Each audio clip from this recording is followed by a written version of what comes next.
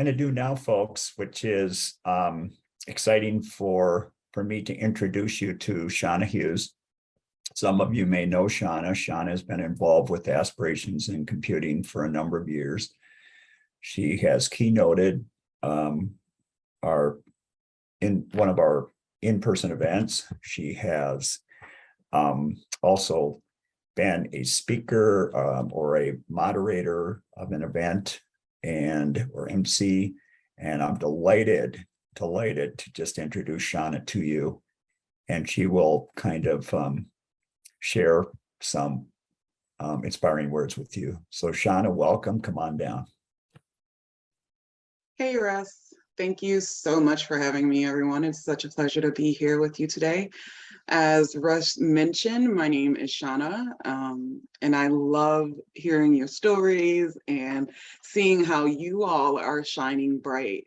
So let's talk a little bit about how you can keep your light shining bright, okay? And let me know if you have any issues hearing me or the slides are not showing correctly, please. All right, so believe in yourself. That's something that it can be really hard for us all to do, but we're going to start the session talking about believing in yourself by owning your identity. You will notice the hashtag that I'm using. It is called BIA. This has a double meaning for me. It's a term of endearment that's expressly always being yourself. And it's a nickname that I used to call my sister, who passed away about 18 years ago. She really helped me find myself and own my identity.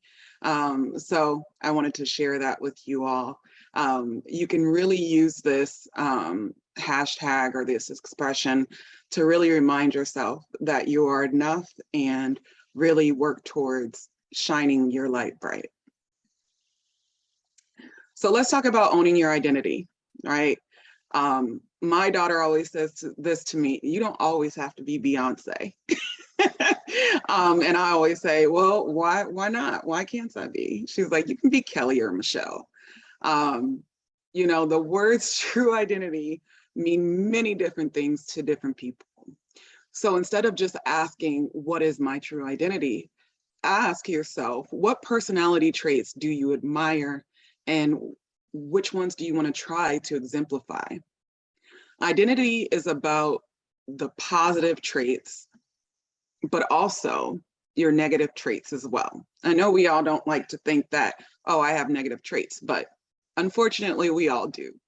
It's a combination of things that you do. It's your talents, it's your strengths, it's your passions, it's how you love, it's how you care about others. So how can you develop those positive identity traits that will help you? And this will also make sure that you can self-actualize your potential as a beautiful human being. Well, we have to acknowledge our negatives, but not to dwell on them. You can develop these positive identities of yourself in many ways. And to truly understand yourself, it's important to know your weaknesses, fears, disappointments, and dislikes, etc., as well as knowing what makes you a Beyonce. So be patient with yourself and stay open to new thoughts, realizations, stay open to feedback. The better you know yourself, the more effectively you can control yourself and the general direction of your life. Additionally, an important part of accepting your own identity is understanding that there's an overwhelming complexity within yourself, but also within others.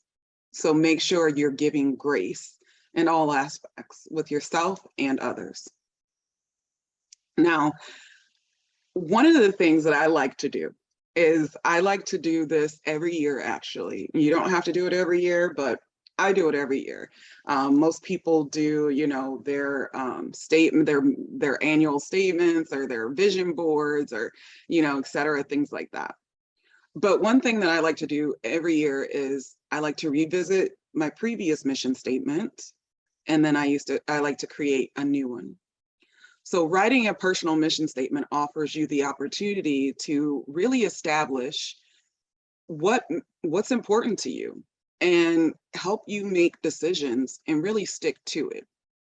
Or it can enable you to chart a new course, when you're really at a crossroads. Our personal mission statement allows us to connect with our own unique purpose, and it gives you profound satisfaction when that situation comes up and you actually fulfill it. It helps us to focus on what it is, why we're here, why we're doing it, and who we are, and helps us keep our integrity as well. Now, what are some of the things that can help us stick to our mission? What are some of the things that can help us continue to shine bright? And I always say, find our community.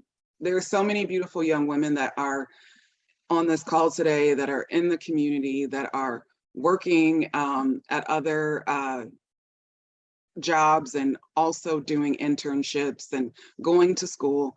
No matter where you are, that's one thing that you want to do, is find those people who are going to support you to help you bring out the best version of yourself.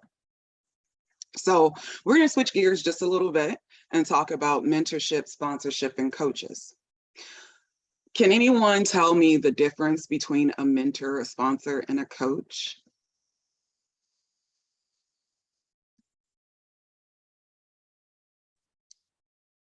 And if you can, just unmute and say it, or use chat. Or use chat. Yeah, thanks. Okay, so I'm not seeing anything pop up, so we're going to keep it moving. I'm going to tell you what I believe the definitions are and what I've experienced in my career growth and professional and personal growth. A mentor is an experienced and trusted advisor. Most of us know that. A guide who builds trust and helps you model positive behaviors. Mentors can be hands-on. A sponsor is an individual that is your cheerleader and is committed to your success. They vouch for you. They can make the right introductions, and they're traditionally usually hands-off. You're not talking to them all the time. They're not helping you work through a problem or creating a solution. A coach is an individual who will help you achieve a specific personal or professional goal by providing training, advice, and guidance. Coaches are very hands-on, hence the term coach. Okay.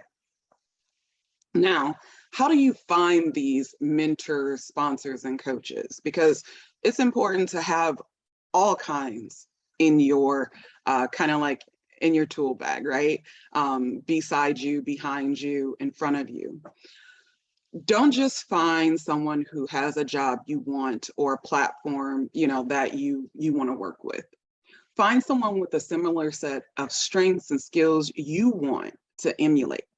Spend some time finding the right person. In fact, having several candidates before committing to a single mentor is ideal. Follow their blog, get to know who they are, look them up on the socials, all the channels. If you don't know the person very well, see, what they're like in their public persona. Make sure you understand who they are so that you can set your expectations realistically. Okay. Now, how to ask, how do I ask for someone to be my mentor? Or sometimes this happens naturally and organically. Don't always ask for it right off bat. That's a really big ask. And it's far too big for a first meeting. Rather, for an initial meeting, make it something informal over coffee, keep it less than an hour. Come with questions that you've prepared to ask, but let the conversation flow, very naturally. All right. So what's your role when you're looking for your people, the people that you want to help make sure that your light keeps shining bright? Be authentic. Make sure you're open, humble, hardworking, and malleable. Nobody wants to be a mentor or a sponsor or coach someone that is unwilling to learn or to adjust. Always give 100% and always show up. Don't just take, but also be willing to give. So don't always just want something from them. Always be open to giving them something. Is there something that they need help with? Is there an introduction that you might be able to make? Mentors often learn from their mentees. So always be open to help as well. And last but not least, always be willing to amplify, regardless to what it is. Your fellow interns, making sure, if there's something that a skill set, a language, or something that you're particularly fond of and you're good at, you're proficient at, and it's something that they want to learn. It's something that you're always reaching out and helping others. Having that, that mindset that you're always willing to give a hand and lift the next person up. That's how we're going to really succeed in this world, and how you can really make sure that you're not only shining your light, but you're helping others to shine theirs. All right. And that is the end of my presentation. Gonna leave it open for some questions, concerns, anything that you can think of. We can do comments. Right. Yes. And we would just open this up to especially our honorees. If there's anything you heard that spoke to you, that Shonnah shared, a little courage, just come on, raise your hand, or just come on and just make a statement or two. That's just fine. If you want to put something in chat, that's fine too. I had a question. Yes. Has there been a mentor that you've had, mentor, sponsor, or coach, that was influential in your life, and how did they help you? Yeah, actually, and he's here on the call today. Russ is someone who I consider an amazing sponsor. We don't talk every day or even maybe once a quarter, but when we do talk, he's always encouraging, but he's always given me the opportunity to advance and hone my skills. So I would say one of the things that I was really scared to do in the beginning of my career is public speaking. It makes you super nervous. You don't know these people, things that you might say something wrong. But he always provided me with the opportunity to speak in front of people and to really shine my light in a way that was authentic to who I was. Well, I would just comment, Shonnah, thank you so much for your kind comments about me. And you are super easy to support. I'm just going to say that. And what this group doesn't know, and I'll just say it more broadly, is I know of your adversity. I know of the things that have happened in your life. And I'm just totally awestruck with how you have found a way to rise above that and to have such a proactive and positive view of the world. And so thank you for being you and for sharing your light with our audience today.